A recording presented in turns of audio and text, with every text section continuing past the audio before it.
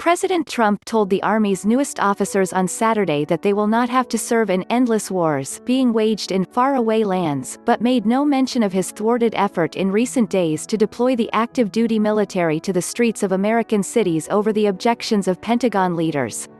In a commencement ceremony at the United States Military Academy at West Point that had been postponed because of the coronavirus pandemic before the president insisted on moving forward with it, Mr. Trump presented himself as a staunch supporter of the armed forces who has increased spending on tanks, aircraft and other weapons even as he said they should not be used in fruitless foreign conflicts.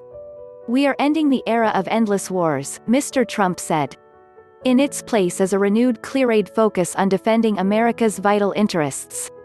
It is not the duty of U.S. troops to solve ancient conflicts in faraway lands that many people have never even heard of. We are not the policemen of the world.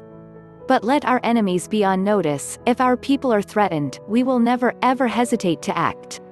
And when we fight from now on, we will only fight to win."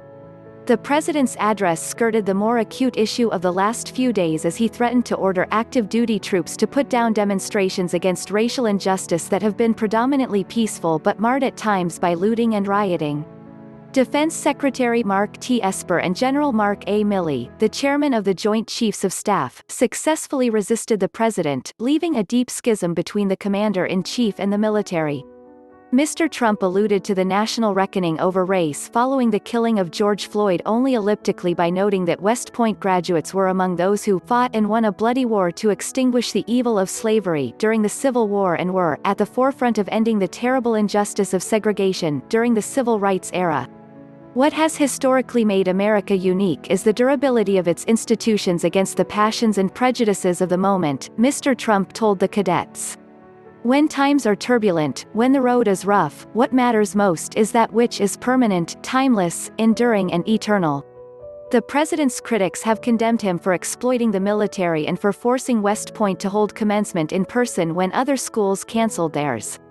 Hundreds of protesters gathered outside West Point on Saturday, holding signs like "Cadets Aren't Props" and "Welcome Cadet Bone Spurs." Others showed support for the Black Lives Matter movement. Laura Vetter, an instructor for 18 years at West Point before retiring last fall, was among those who said she was protesting on behalf of West Point graduates who are not allowed to make political statements in uniform. "The day I retired my muzzle came off," she said.